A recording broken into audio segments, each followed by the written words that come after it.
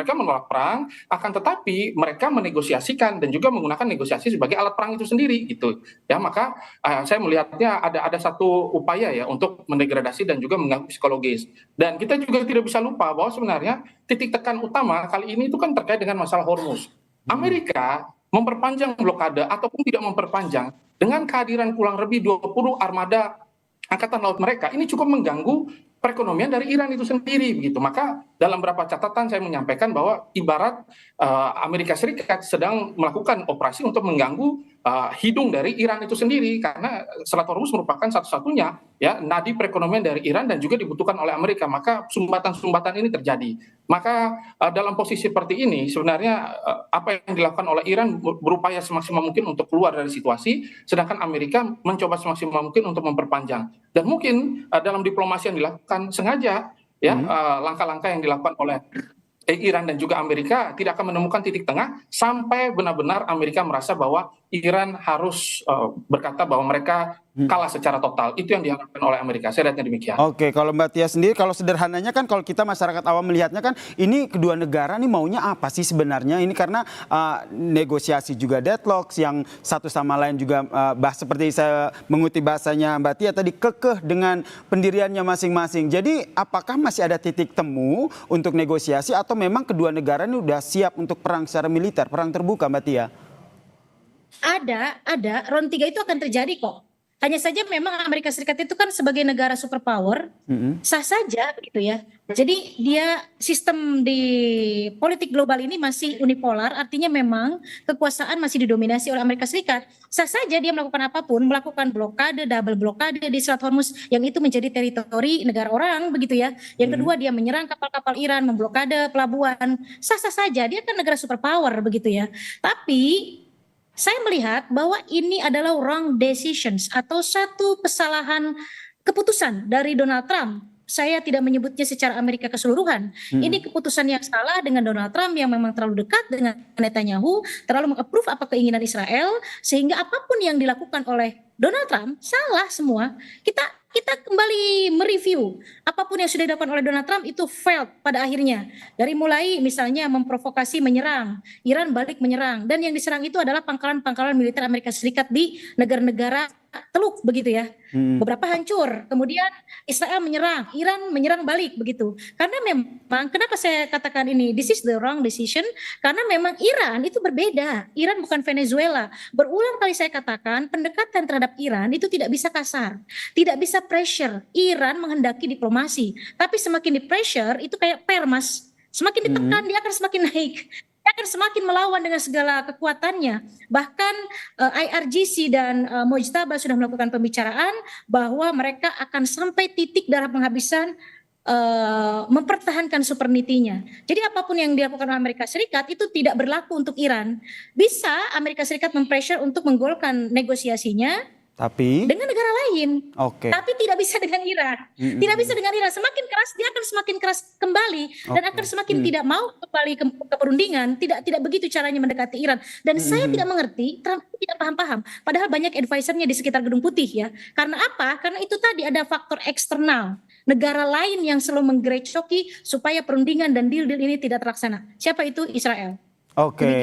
Nah ini yang menjadi salah satu kunci ya, bagaimana kedekatan Trump dengan Netanyahu yang juga terus memberikan pengaruh dalam kebijakan-kebijakan yang diambil oleh Trump. Karena pertanyaan selanjutnya, kalau seandainya negosiasi ini tidak berjalan dengan baik begitu, langkah yang diambil oleh Iran sendiri seperti apa? Karena apa yang tadi disampaikan oleh Mas Evata begitu, sebenarnya di internal Iran sendiri juga tengah bergejolak sehingga Trump menyerang internal negara Iran sendiri. Apa yang nanti yang akan dilakukan oleh Trump dengan internal Iran ini sendiri?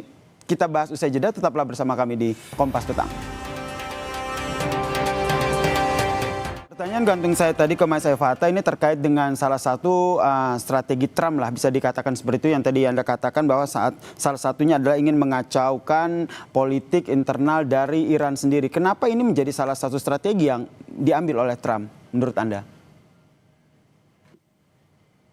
Ya, alasan utama saya karena bagaimanapun ketika kita membaca Iran, kita tidak bisa melihat bahwa Iran menjadi salah satu epicentrum utama yang memang harus diselesaikan. atau diajak bernegosiasi atau mungkin menjadi satu-satunya spektrum dalam perang kali ini. Karena dalam kondisi perang kali ini ada beberapa catatan-catatan dan juga variabel-variabel baru, seperti kita harus menghitung bagaimana gerak langkah dari Cina, kita harus juga menghitung juga gerak langkah dari negara-negara di wilayah Teluk Persia sana begitu. Maka dari itu sebenarnya apa yang dilakukan oleh Iran kali ini adalah memperpanjang konflik. Dalam artian ketika kita mungkin kata memperpanjang ini adalah sesuatu yang konotasinya negatif, padahal sebenarnya Iran sedang memainkan proksi-proksi mereka dan membuat apa yang terjadi hari ini begitu sangat mematikan dan juga begitu sangat memilukan bagi Amerika Serikat. Sehingga center of gravity dari Iran yang terus berubah, apakah Selat Hormuz, ataukah pengayahan uranium, ataukah nanti ke depannya terkait dengan Israel atau apapun, ya ini akhirnya menjadi titik yang cukup sulit untuk ditembus oleh Amerika. Maka dari itu, saya melihatnya ada doktrin luka bakar yang dilakukan oleh Iran itu sendiri. Dan sekarang mereka lagi fokus melihat karena banyaknya operasi intelijen di dalam tubuh mereka, dan juga sudah ada pemberian senjata untuk Balochistan, untuk proksi-proksi yang lainnya, Kurdi dan lain sebagainya yang sudah selama ini dijaga oleh Amerika Serikat, ini yang sedang bergerak dan melakukan beberapa aksi-aksi militer di dalam tubuh pemerintahan mereka sendiri gitu. Maka kita akan melihat ke depannya, dan pertemuan dari Mostaba dan juga Pezeshkian ini kan menandakan bahwa sebenarnya harus ada satu komando, karena selama ini komando yang berada di dalam tubuh Iran ini tidak clear begitu, dan ini yang sebenarnya ditunggu oleh Amerika Serikat sampai di titik nanti tekanan psikologis ini cukup mengganggu dan kita bisa Oke, Mas Fata. Oke, kami perbaiki hubungan komunikasi kami dengan Mas Fata. Saya ke Mbak Tia. Mbak Tia, kalau kita lihat selama perang ini berlangsung, nampaknya Iran itu lebih kepada merespons apa yang dilakukan oleh Amerika Serikat. Jadi Anda membacanya kalau seandainya yang dilakukan oleh Amerika Serikat ini adalah perundingan ataupun bisa dikatakan menyetujui lah poin-poin yang diajukan oleh Iran, maka ini bisa akan maju ke negosiasi damai? Kita berharapnya maju ke negosiasi damai ya. Iran itu Tapi saat ini dalam posisi defense gitu ya. defend, Dia oke. hanya bertahan, hanya bertahan. Jadi kalau misalnya ada serangan, dia akan menyerang, tapi dia tidak mungkin menyerang ke Amerika Serikat langsung. Dia akan menyerang satu ke Israel, karena memang secara teritori berdekatan. Dua, dia akan menyerang ke beberapa negara Gulf countries atau negara Teluk yang di situ ada beberapa fasilitas dan juga military basisnya Amerika Serikat. Itu saja yang terus dilakukan Iran gitu ya. Kalau Amerika tidak menyerang, dia menyerang kapal-kapal Iran, maka yang dilakukan oleh Iran itu karena itu tadi defense, dia juga akan menyerang blokade yang dilakukan Amerika Serikat di sekitar perairan atau laut Iran begitu. Jadi patternnya, Mas, begitu. Oke. Menyerang, serang. Bagaimana volume yang dilakukan Amerika Serikat? Kalau volumenya 5 ya dia akan berikan 5 begitu. Kalau lebih ya lebih lagi begitu. Jadi Meskipun memang, kalau kita lihat ini Iran selalu merilis video-video dari RGC terkait dengan serangan rudal, serangan drone yang masif dan juga besar dilakukan. ya sama dengan Amerika Serikat yang melakukan pressure terhadap Iran secara psikologis, dia juga melakukan pressure lewat propaganda, lewat meme begitu ya, lewat beberapa video, lewat international newsnya, Flash Today, Flash TV, IRNA, semuanya dikerahkan oleh Iran untuk memperlihatkan kepada Amerika Serikat bahwa Iran masih eksis. Kita ada loh, senjata kita masih oke loh, kita masih solid loh. Kita tidak ada perpecahan loh, itu yang mau ditunjukkan oleh Iran begitu. Sehingga ini menjadi semacam show off begitu ya dari Iran, dan yang dilakukan Amerika Serikat pressure-nya dengan cara memperlambat atau serangan-serangan kecil. Cara Iran adalah yang tadi Mas katakan tadi. Jadi membuat meme, propaganda menunjukkan Iran itu saat ini masih kuat secara militernya, masih banyak penyimpanan rudalnya dan lain sebagainya. Jadi Oke. dua-duanya sama ini. Dua-duanya sama melakukan pressure dengan cara yang berbeda. Demikian, Baik. Mas. Kalau Mas Evata melihatnya bagaimana? Pertanyaannya seperti ini. Kalau kita lihat timelinenya, sekarang ini kan Trump ngamuk dalam tanda kutip karena tidak senang dengan proposal damai dari Iran. Berarti kita, Mas Evata membacanya respon yang akan disampaikan oleh Iran seperti apa, atau apa yang dilakukan oleh Trump dengan proposal ini? Mas Evata? Oke, kita perbaiki komunikasi kita dengan Mas Evata. Kalau Mbak Tia melihatnya seperti apa? ya, hari ini kita melihat Oke, silakan Mas Evata, lanjutkan. hari ini kita melihat bahwa dalam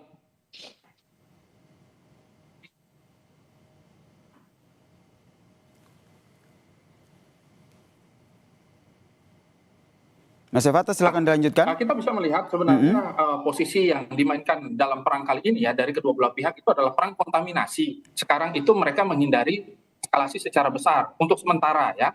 Akan tetapi perang kontaminasi saat ini kita akan melihat bagaimana aktivitas intelijen, aktivitas serangan-serangan kecil ya, dan juga penempelan-penempelan drone ya, dan juga ranjau yang disebar dan lain sebagainya untuk mengganggu situasi yang ada gitu. Ibarat seperti menuangkan pasir di dalam mesin-mesin atau alat-alat komputer lah. Jadi tetap berjalan tetapi sangat sulit. Nah, ini dia yang sebenarnya dimainkan oleh kedua belah pihak. Dan dalam kondisi seperti ini justru eskalasi itu bisa menjadi satu poin yang benar-benar nanti akan kita lihat bersama begitu. Apakah nanti kedua belah pihak berupaya semaksimal mungkin untuk membawa ini pada kondisi yang sama-sama tidak prima. Akan tetapi yang perlu kita ingat sebenarnya kekacauan itu adalah doktrin dari Amerika Serikat begitu. Jadi menciptakan kekacauan, menciptakan instabilitas adalah permainan mereka yang selama ini wilayah terkait dengan Timur Tengah ini kan selama ini dikuasai oleh Cina. Jadi mereka ingin merekalibrasi ulang gitu, melakukan tekanan-tekanan ulang sehingga nanti ke depannya akan ada keuntungan dari security dan juga energi. Ini yang sebenarnya diharapkan oleh Amerika, dan nanti ke depannya Israel akan dibiarkan untuk melakukan serangan unilateral dan lain sebagainya, sehingga hal tersebut menjadi sangat-sangat sulit ya terkait dengan masalah perdamaian, karena perdamaian adalah bagian dari bentuk diplomasi yang selama ini dimainkan oleh Amerika Serikat ya, bad cop, good cop ya. Jadi mereka berupaya semaksimal mungkin, oh iya nanti masalah perdamaian ini tidak diinginkan oleh Iran ya, padahal sebenarnya Iran sudah melakukan diplomasi ke banyak pihak, akan tetapi titik temunya tergantung ya, bukan hanya dari Amerika, tapi tergantung nanti dari IRGC juga untuk melihat dan merespon isu. Karena kita lihat juga ada beberapa kapal-kapal dari Amerika juga yang ditembaki, ada beberapa kapal juga dari negara lain yang akhirnya diganggu begitu oleh IRGC. Nah, maka sebenarnya titik inilah yang menjadi sangat sulit dalam diplomasi dan juga etiket baik untuk menyelesaikan konflik dan juga eskalasi. Oke, kalau sederhananya kita melihat, wah kayaknya kedua negara ini bakal sulit nih untuk duduk bareng dan juga bernegosiasi begitu, jalan damai. Tapi pertanyaan terakhir saya ke Mbak Tia, ada tidak kemungkinan kedua negara dan apa yang membuat akhirnya kedua negara ini duduk bareng untuk negosiasi? Ada, nanti kan tanggal 14 kalau tidak salah ya Mas, Trump akan bertemu dengan Jinping. Sebelumnya Arashi juga sudah bertemu dengan Jinping. Jadi masing-masing membicarakan, selain juga Cina juga membicarakan national interest-nya dia terkait perusahaan-perusahaan yang selama ini membeli minyak dari Iran begitu ya. Kemudian ada beberapa trade war yang sempat menjadi isu antara Amerika Serikat dan Cina, itu juga akan dibicarakan. Dan yang terpenting nanti pertemuan Trump dengan Jinping itu juga membahas mengenai perang antara Amerika Serikat, Israel dan Iran ini. Jadi kita berharap bahwa setelah bertemu dengan Xi nanti ada perubahan begitu ya dari Trump statementnya. Walaupun kita pesimis sebetulnya karena Trump itu tidak bisa dipegang statementnya, leadershipnya itu saya pikir tidak cocok untuk memimpin negara sebesar Amerika Serikat. Hari ini dia akan mengatakan A, mungkin setelah meeting dia akan mengatakan A, tapi besok dia akan berubah lagi. Berapa kali Trump kita hitung dia menyatakan bahwa Iran sudah selesai, kita damai dengan Iran, tapi besoknya dia akan menyerang dengan serangan-serangan yang kecil, memasang, mengirim drone dan lain sebagainya, menyerang beberapa kapal Iran begitu di perairan Iran.